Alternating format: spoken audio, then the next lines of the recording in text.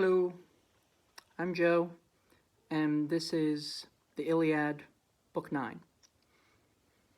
Meanwhile, as the Trojans maintained their careful watch, panic, chilling fear's dread comrade, gripped Achaeans, their best men suffering undurable anguish, just like those times two winds blow in from Thrace.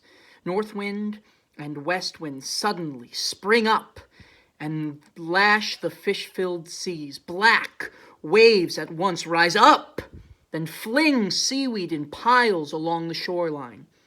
So spirits in Achaean chests were now cast down, and Atreus' son, heart overwhelmed with painful sorrow, went to give out orders for clear-voiced heralds to summon all the warriors to assembly, calling them one by one, not with a general shout.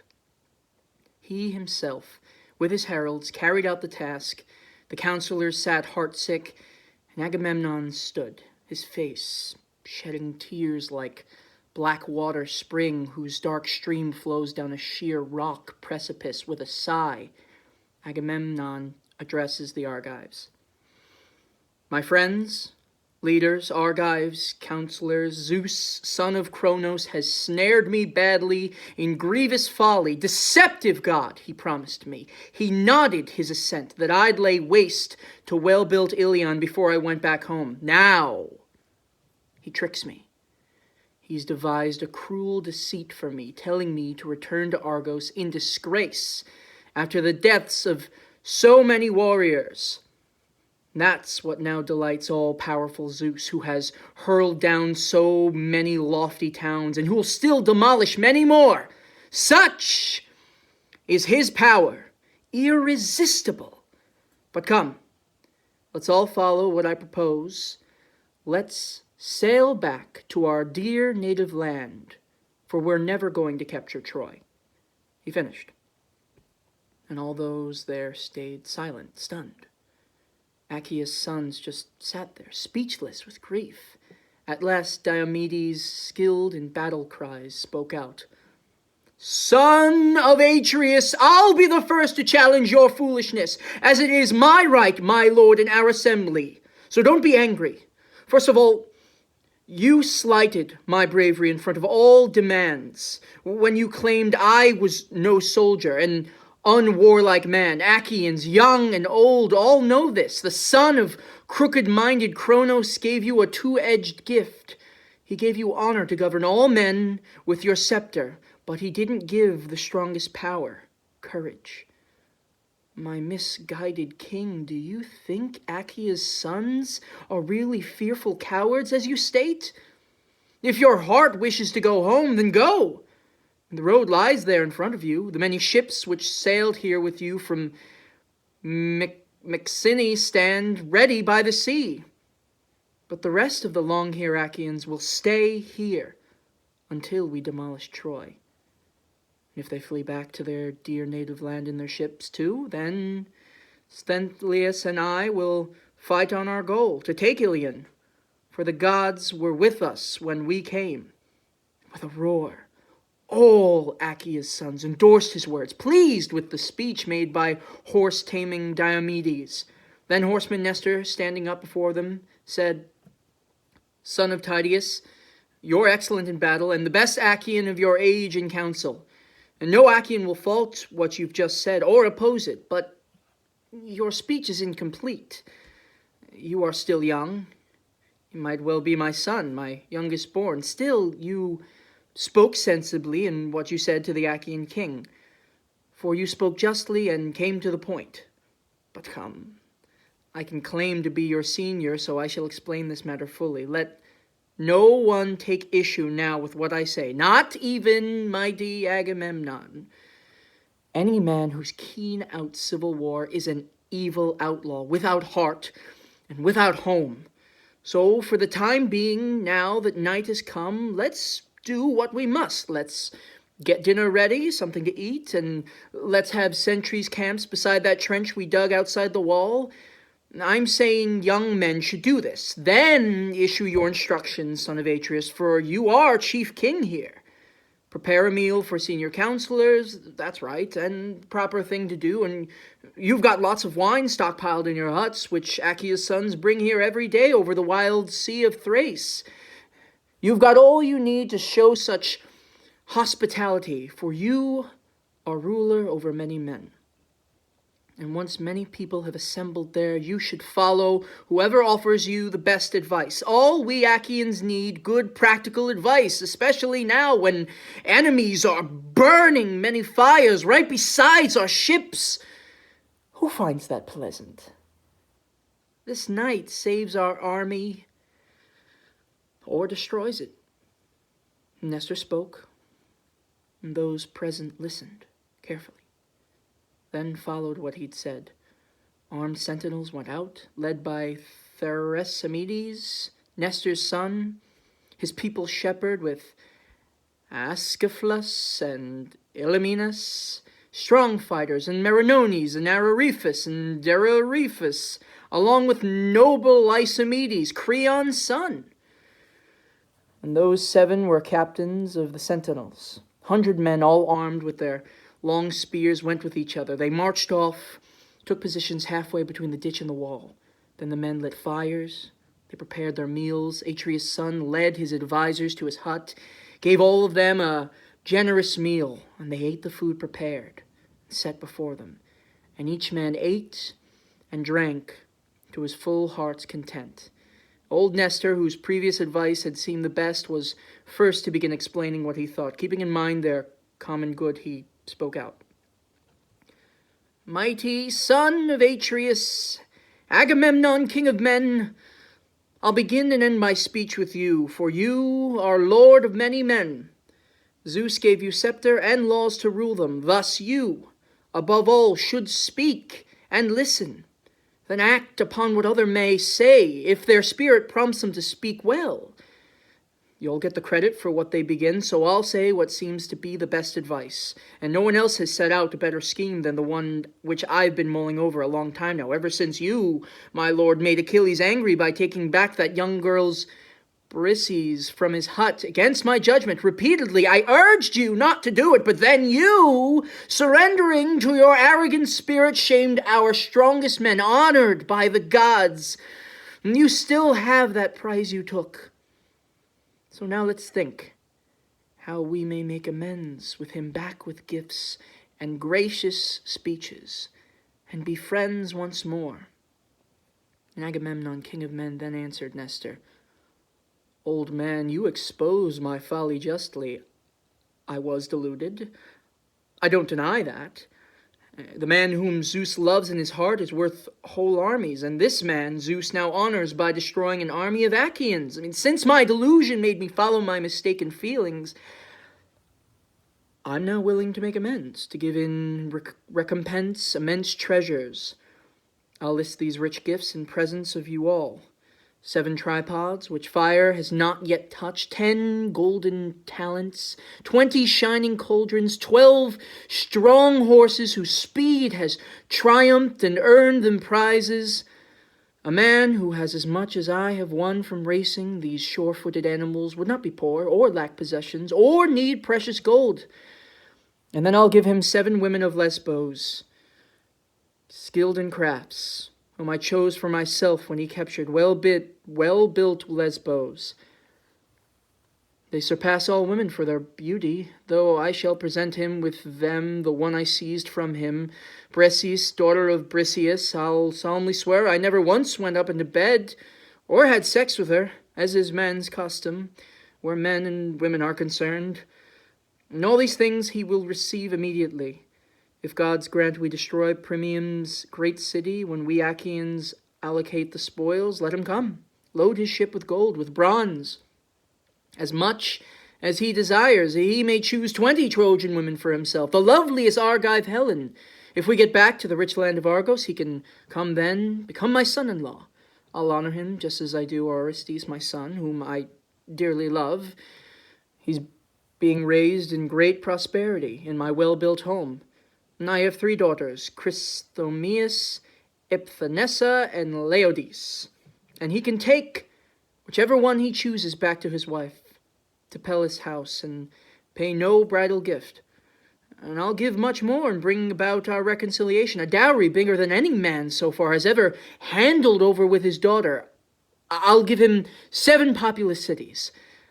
Cardamile, Anope, Grassy Hire, Holy Farah, fertile Anthea, lovely Apia, and wine-rich Pedasus, all near the sea beside sandy Pylos. People living in these palaces own a lot, many sheep and cattle, and they will honor him, give him gifts as if he were a god, and under his laws and scepter they'll do well.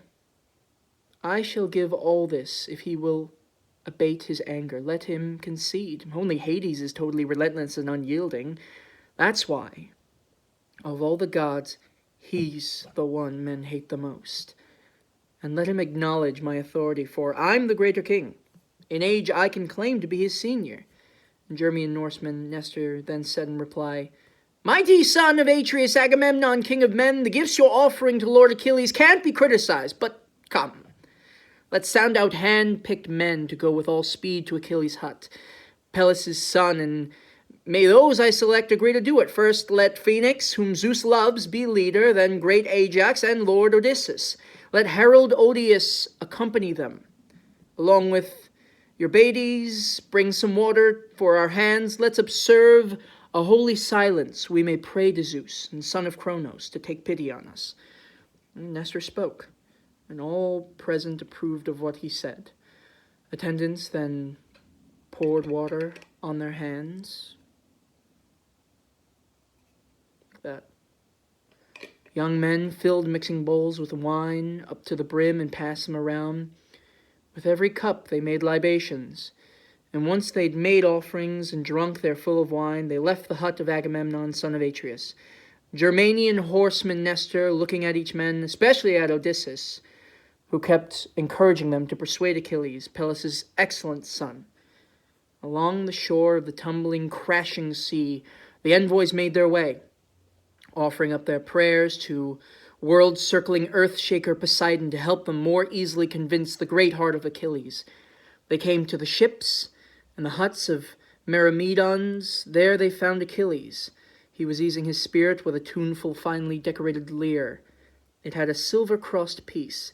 He seized it as a prize when he destroyed the city of Ition. With lyre he was bringing pleasure to his heart, singing about the celebrated deeds of men. Patroclus, his sole companion, sat there facing him, waiting in silence until Achilles finished singing. The envoys approached, and Lord Odysseus in the lead. They stood in front of him in astonishment.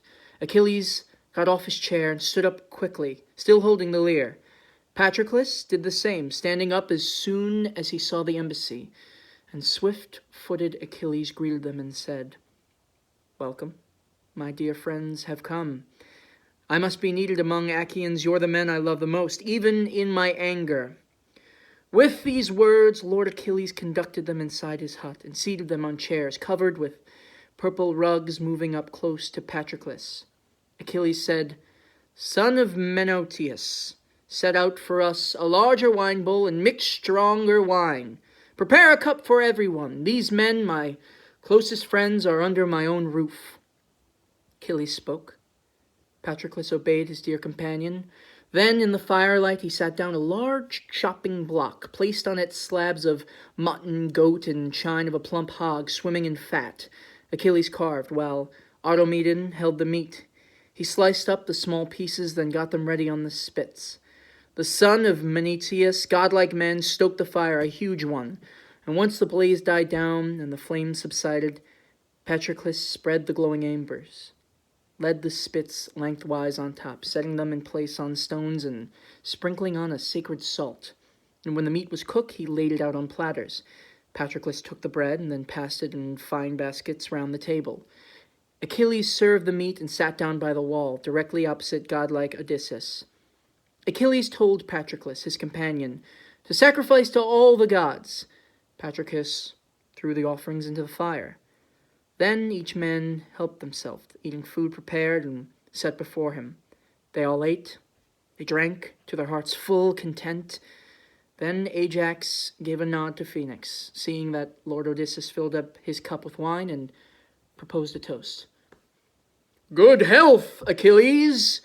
We have not had to go without our share of feasts, either in Agamemnon's hut, Atreus' son, or here, for you've prepared a richly satisfying meal.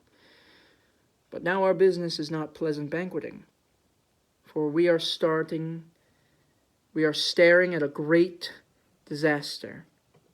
And my lord, we are afraid, in a quandary whether we can save our well-decked ships or whether they will be destroyed, unless you put on your warlike power once again.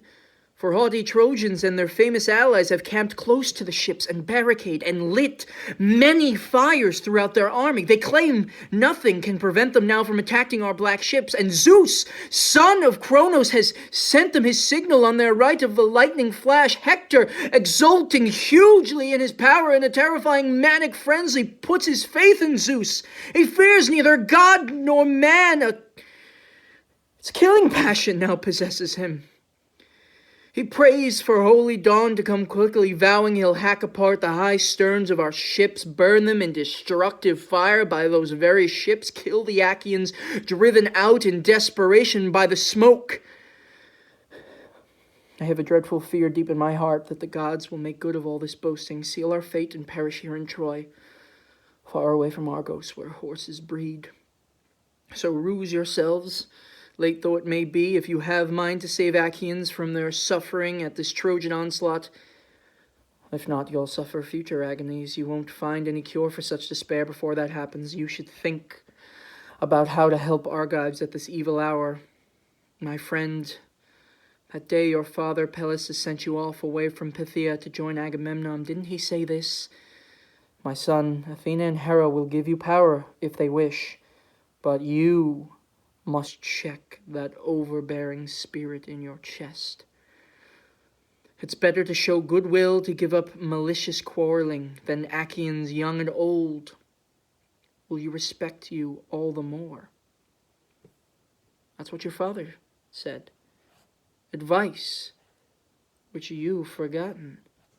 So even now you should stop. Cease this heart-corroding rage, for if you mitigate your anger, Agamemnon will give you worthy gifts. If you will hear the list, then I'll repeat what Agamemnon has promised to you. All gifts are in his huts. 7 tripods, which fire has not yet touched. 10 golden talents, 20 shining cauldrons, 12 strong horses whose speed has triumphed, earned them prizes, and a man who's won as much as Agamemnon from racing these sure-footed animals would not be poor or lack of possessions or precious gold. Then he will add to this 7 women of Lesbos, killing in crafts, whom he chose for himself when you captured well-built Lesbos. They surpass all women for their beauty. There he will present you with the one he sees from you, Briseis, daughter of Briseis. He'll solemnly swear he never once went into her bed or had sex with her, as is men's custom where men and women are concerned. And all these things you will receive immediately, if gods grant that we destroy Priam's great city when we Achaeans allocate the spoils. You may come and load your ship with gold, with bronze, as much as you desire. You may choose 20 Trojan women for yourself, the loveliest Argive Helen. If we get back to the rich land of Argos, you can then become his son-in-law. Will honor you just as he does Orestes, his son, whom he dearly loves. He's being raised in great prosperity. In his well-built home, he has 3 daughters, Christomeus, Iphthonesia, and Laodice. And you can take whichever one you choose back home as your wife to Peleus' home and pay no bridal gift. And he'll give much more to bring about your reconciliation, a dowry bigger than any man so far has ever handed over with his daughter. He'll give you 7 populous cities, Cardamyle, Enope, grassy Hyre, holy Pharaoh, fertile Anthea, lovely Aeopia, and vine-rich Pedasus, all near the sea, beside sandy Pylos. People living in these places possess many sheep and cattle, and will honor you and give you gifts, as if you were a god under your laws and scepter. They'll do well. He will give you all this if you will abate your anger. But if your heart still resents Atreus' son and his gifts, then take pity on all Achaeans, our exhausted soldiers. They will pay you honors like a god. Among them, you'll earn enormous glory, for now you might kill Hector, who may well approach you. He's so obsessed with slaughter. He thinks there's not a warrior his equal among Danaans brought here on our ships. Swift-footed Achilles then answered Odysseus. Divinely born son of Laertes, resourceful Odysseus, I must be blunt about what I think, where all this will lead, so you do not sit there one by one and try to entice me with sweet promises. I hate, like the gates of hell, any man who says one thing while thinking something else which stays hidden in his mind, so I'll declare what, in my view, is best for me to say. I don't believe Agamemnon. Atreus' son, or any other Argive, will persuade me, for no thanks are given to a man who always fights without rest against enemy. Now, whether one fights or stays behind, the shares are still the same. Coward, brave man, both get equal honor. Death treats idle and active men alike. And I've won nothing for all I've suffered battling on pain in my heart, with my life always under threat. Just as a bird takes scraps of food, whatever she can find, to her fledglings, but herself eats little. So I have lain without sleep many nights, preserved through bloody days of fighting. In battling men, in wars about their wives, with ships I've seized 12 towns and killed their men. One land in the area of fertile Troy, I claim 11 more, and from all these I took fine treasure, lots of it. Brought it to Agamemnon, Atreus' son. I gave it all to him. He stayed back at the swift ships. He shared a very little of what he got, keeping most of it for his own ruse. He gave prizes to the best of his men, the kings, and they hung on to them. From me alone he stole away a prize, a woman I love.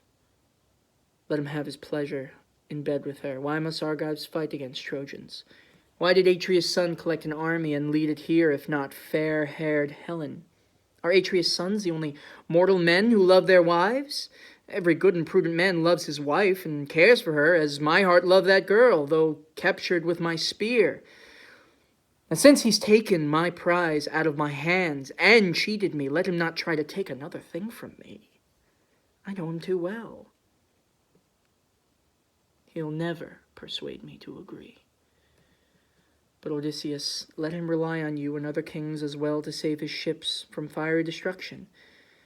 He has done much without me already.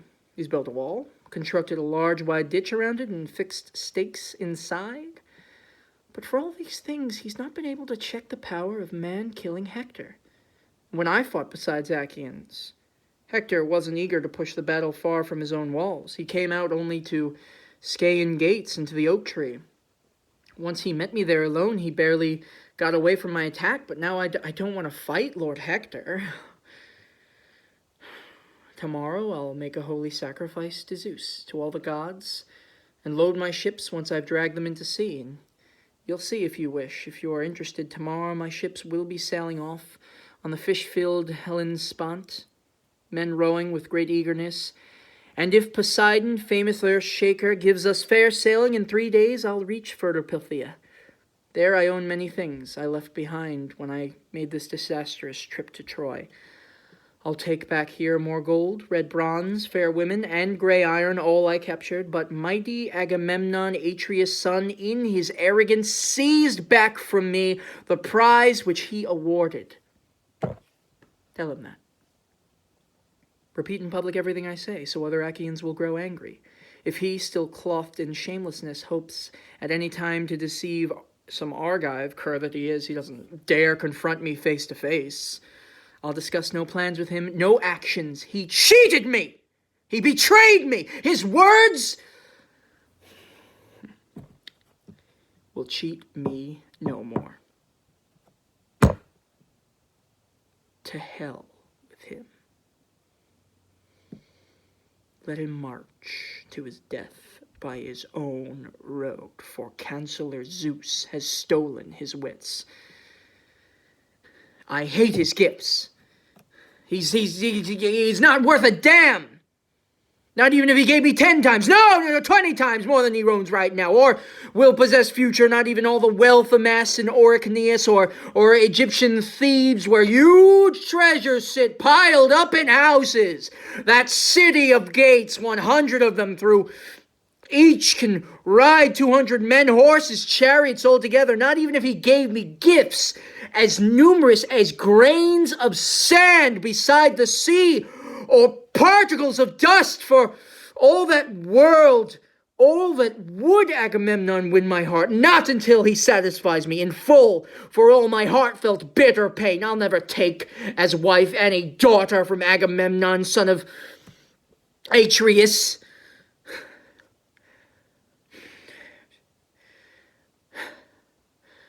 Not even if her beauty rivals that of golden Aphrodite, or her skill in crafts equals bright-eyed Athena's, I will not marry her.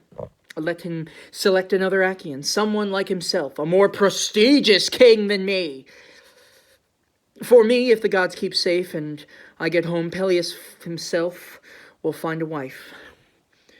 And there are plenty of Achaean women in Hellas and Phthia, daughters of lords, men who govern cities. From then, I'll choose the one I want to make my cherished wife.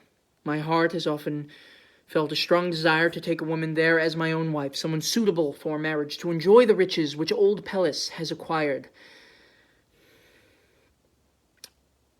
Life is worth more to me than all the wealth they say was stored in well-built Iliad some time ago, when they were still at peace, before the sons of Achaea came here, more than all the treasures of the archer Phoebus, Apollo, stacked on the stone floor in rocky Pytho. Men can steal cattle, fat sheep, get tripods, herds of sorrel horses, but no men can get his life back, not by theft or plunder, once it has flown out from him, past beyond the barrier of his teeth. My goddess mother, silver-footed Thetis, has said 2 fates may bring about my death if I remain here, continuing the fight against the Trojan city. That means I won't be going home, but my glory will never die.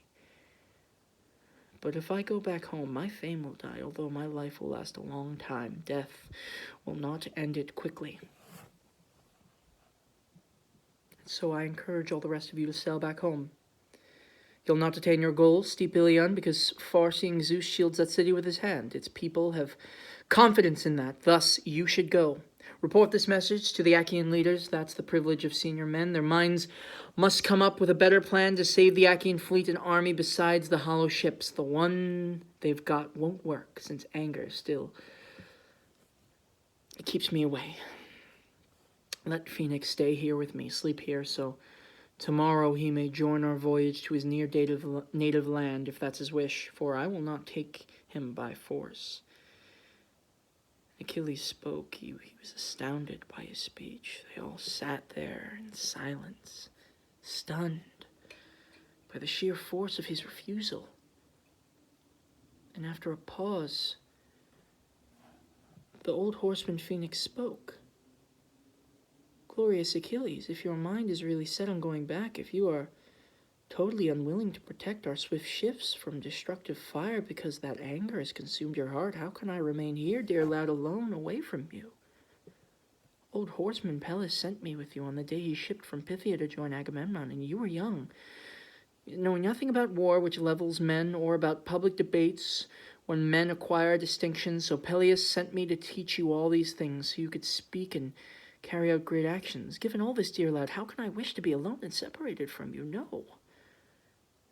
Not even if the gods himself promised to cast off my old age to make me young, the man I was when I first left Hellas, land of beautiful women, running off from my angry father, Amintor, Ormia's son. He was incensed with me about his fair-haired mistress. He loved her, thus dishonoring his wife, my mother, who begged me constantly on her knees to have sex with that mistress so she'd hate my father.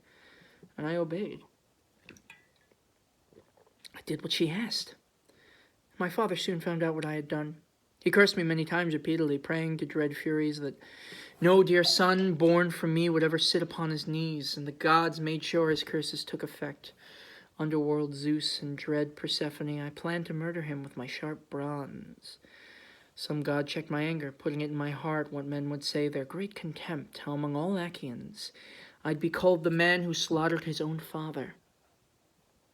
My heart no longer felt the slightest wish to stay in my father's house with him so angry. My friends and relatives who lived around me begged me to repeatedly stay right there. Then they butchered many well-fed sheep, shuffling cattle with crumpled horns and laid out, many hogs swimming in fat to be singed in Hephaestus' flames. They drank many jugs of the old man's wine for 9 nights. They kept watch over me throughout the night, taking turns as guards. Fires always burned, one underneath the enclosed portico, another in the hallway right outside my bedroom doors. 10 nights later, as night fell, I broke through the tight-closed bedroom doors, went out and jumped with ease across the wall around the outer court without being seen by men and women checking up on me. I ran through all the spacious Hellas, then came a suppliant to fertile Pythia, where flocks are bred, to King Peleus. He received me hospitably. He loved me as a father dearly loves his own son, heir to all his goods. He made me wealthy, assigning me to govern many people. I lived in borderlands of Pythia, reigned as king over Dolopes, and I was the one godlike Achilles who raised you up to be the man you are. And you would refuse to attend a banquet with anyone or eat in your own home unless I sat you on my knees, fed you, cut the meat, held the wine cup for you. Often you soaked the tunic on your chest, slobbering your wine. A helpless baby. I have gone through a lot for you, worked hard, bearing in mind that gods had taken care. I'd never have some children of my own. God like Achilles, I made you my son, so that if I ever met disaster, you'd protect me. So Achilles, subdue your giant passion. It's not right for you to have an unyielding heart. Gods themselves are flexible, and they have more honor than we possess, more power too. Men pray when they go wrong or make mistakes, propitiating gods with offerings, gentle prayers, libations, and sacrifice. Prayers are the daughters of Almighty Zeus, lame, wrinkled, cross-eyed. They try to follow behind Folly, who, because she's strong and quick, runs far in front of them, appearing all around the world, bringing harm to men. Far behind, prayers carry on their healing if a man honors these daughters of Zeus as they come near, and they will help him greatly, paying attention to him as he prays. If someone spurns him, rudely rejecting them, they go to Zeus, son of Cronos, begging for Folly to pursue that man, who then harms himself and suffers punishment for that reason. Achilles, you should give Zeus's daughters your respect. They have changed the minds of other men, even great ones. If Agamemnon were not bringing gifts and naming more to come, but persisting, inflexible, angry, I wouldn't tell you to cast aside your rage and help the Argives, no matter how painful your distress, but he's given plenty now. It's more later. He has sent out his greatest warriors, selected from the whole Achaean army, your finest friends among the Argives. Don't show contempt for what they have to say or insult their coming here. Up to now, your resentment has been justified, but we learn this from previous actions of heroic men. When furious anger came over some of them, they were swayed by gifts and by persuasive speeches. And I recalled an old tale from long ago. Since you are all my friends, I'll tell it. The Curites and the staunch Aetolians were fighting and killing one another around Chaldean, with the Aetolians defending Chaldean and Curites eager to destroy the place in war. And golden-throated Artemis had driven them to the fight in her range that Oeneus had not given her a harvest offering, fresh fruits of his orchard. Other gods had received their sacrifices, but he failed to offer anything to her. A daughter of great Zeus, he forgot, Or else he grew careless. A lapse within his foolish heart, The archer goddess in her rage incited a savage white-tusked wild boar against him. And this beast from the gods reached Orneus's orchard and was causing serious damage there, knocking tall plants to the ground, entire trees, including roots and flowering apples. Meleager, Oeneus' son, killed the beast. First, he gathered the huntsmen and the hunting dogs from many cities, for a group could not subdue such an enormous boar. It had killed many men and set them off, and to their funeral piles in agony, Artemis began a war about this beast, then battle between Curtius and the Aetolians. Courageous men fighting for the boar's head and bristly hide. So long as war-loving Meleager was in the fight, the Curites did not do well. And for all their numbers, they could not hold their ground outside the city walls. But then anger swept through Meleager, just as it forcibly swells up in the chests of other men. Intent, including wise ones too. His heart was angry with his dear mother, Athia, so he stayed home with his wife, Cleopatra, the attractive daughter of the lady with lovely ankles, Maripessa, daughter of Aeneas, and Ide, strongest of all men then alive. He was the one who took the vow to make stand against the god, Phoebus Apollo, fighting for a girl with lovely ankles. Cleopatra's father and noble mother at home called her by the name Alcyone. Her mother shared the same fate as that bird, the mournful Halcyone, for she cried when Apollo the far-shooter seized her. Besides this, Cleopatra Meleager lay brooding on the rage, the pain in his heart, infuriated by his mother's curses. In her grief over her brother's killing, she prayed to the gods, beating fertile earth with her hands over and over, kneeling down, her breasts wet from crying, begging Hades and fearful Persephone to kill her son. The night-walking Furies with their stoned hearts listened to her prayers from Erebus. Then around the gates of Calydon the battle dim grew loud. War's turmoil, the gates were being demolished. The old men of the Aetolians begged the Meleager to come to their assistance. They sent their god's most important holy priest. They promised him great gifts, telling him he could take for himself from anywhere on the richest plain of lovely Calydon 50 acres of the finest farmland, half for the vineyard and half for farming. Open fields for plowing. Oeneus, the old horseman, kept imploring him, standing at the threshold of his high room, beating on the firmly bolted doors, begging his son. His sisters and his mother often entreated him, but he refused. His companions, those most faithful to him, his closest friends of all, added their prayers, but they could not overcome those passions in his chest, not until his own room was under fierce attack.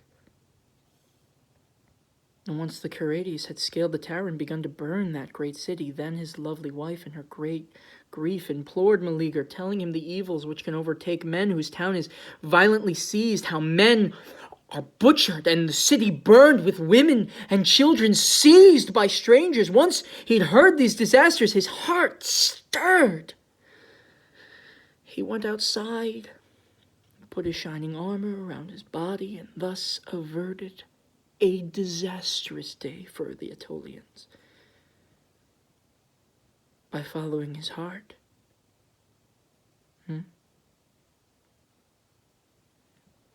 But the Aetolians did not give him the many splendid gifts, although he saved them from catastrophe.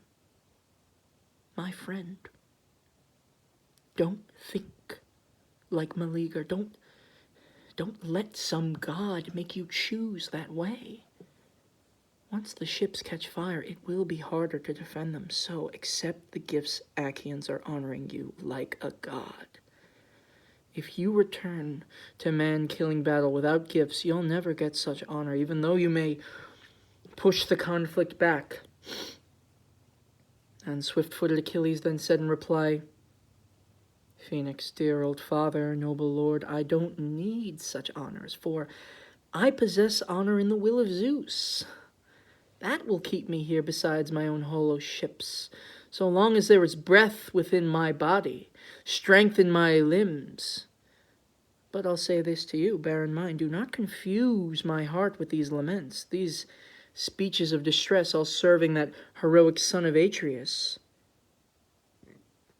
You should not love him.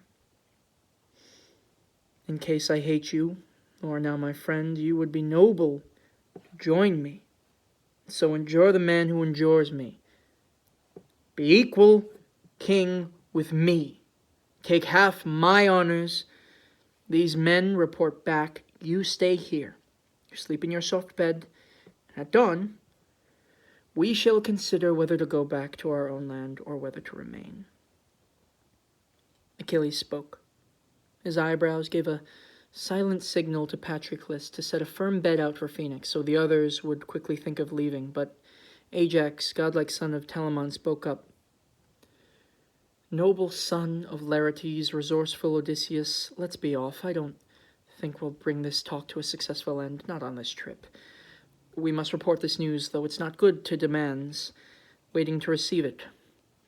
For Achilles has turned his great spirit into something savage in his chest. He's cruel. He doesn't care about friendship of his comrades, how we honored him above all others here beside the ships. He has no pity. And any man accepts reparations for a murdered son or brother. The man who killed them pays a large amount to stay there in his own community.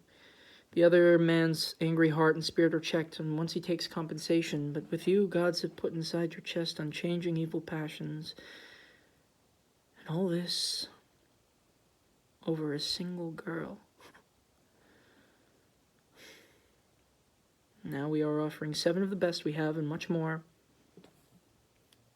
You should turn your passion into kindness, the hospitality of your own house. For we are guests here under your roof, chosen from the Argive host, and we believe that we, of all Achaeans, are the ones most dear to you, your closest friends, far more so than all the others. Swiftfully as Achilles then said in reply, Ajax, noble son of Telamon, your people's leader, everything you say matches what I feel. But my heart chokes with rage when I recall how that son Atreus behaved towards me with contempt, as if he were dishonoring some vagrant. But you'd better go. You take back this message. I shall not concern myself with bloody war until Lord Hector, murderous son of Primeon, comes against the huts and sea ships of Myrmidons, killing Achaean soldiers as he goes, until he starts to burn our ships with fire. I think that Hector will be held in check around my hut, around my own black ship, for all his eagerness to battle on. So Achilles spoke, and the men took a goblet with 2 handles, gave offerings, and they went back to the ships. With Odysseus in the lead, and Patroclus ordered his companions and the women slaves to set up a sturdy bed without delay for Phoenix. They obeyed his orders and prepared a bed with sheepskin fleece and rug and fine linen sheets, and the old men lay down to stay till morning. Achilles slept in a corner of the well-built hut. Beside him lay a woman he seized from Lesbos, fair Diomede, one of Phorbas' daughters. Patroclus slept aside Achilles. Beside him lay lovely Iphis, whom Achilles gave him after capturing steep Cecros, Encius city, and the others reached the huts of Atreus' son. Achaeus' son stood up and welcomed them with toasts and golden cups, one after another, asking questions. The first to speak was Agamemnon, king of men. So, come, tell me, famous Odysseus, great glory of Achaeans, does he wish to protect our ships from all destroying fire, or does he refuse, his mighty spirit still gripped with anger? Lord Odysseus, who had endured much, replied, King of men, mighty Agamemnon, son of Atreus, that man's unwilling to let go of his rage. He's full of anger, more so now than ever. He despises you, your gifts, and tells you out for yourself with the Argives, how you may save Achaean ships and men. As for him, he made this threat. At first light of dawn, he'll drag his trim-balanced ships down to sea. He said he would encourage others to sail home, for you'll not attain your goal of lofty Iliad, since Zeus, whose gaze ranges far and wide, holds his hands over Troy, whose people now have confidence. That's what he said. The others who went with me will confirm this for you. Ajax and the 2 heralds, both prudent men. Old Phoenix stayed there to go to sleep, as Achilles told him, so that he may go away with him and his ships back to their dear native land if he wants, for he won't be taken by force. Odysseus spoke.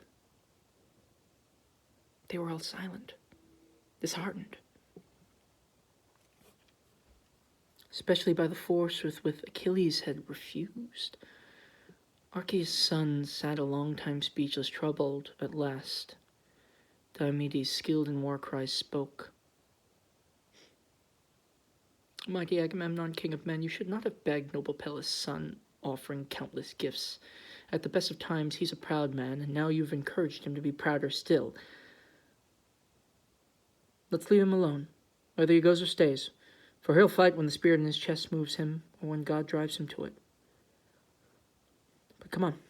Let's all follow what I now propose. We've had our fill of wine, so now you should get some sleep. For strength and stamina, when fair, rosy-fingered dawn appears, you should range your army, men and horses, before the ships, then rouse their spirits with you fighting at the front in person. And all the kings applauded horse-taming Diomedes. They poured libations.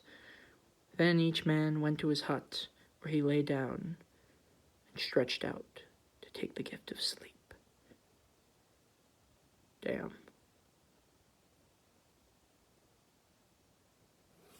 Don't mess with another guy's girl. I guess that's the moral of the story. Don't hold grudges and don't mess with someone else's girl.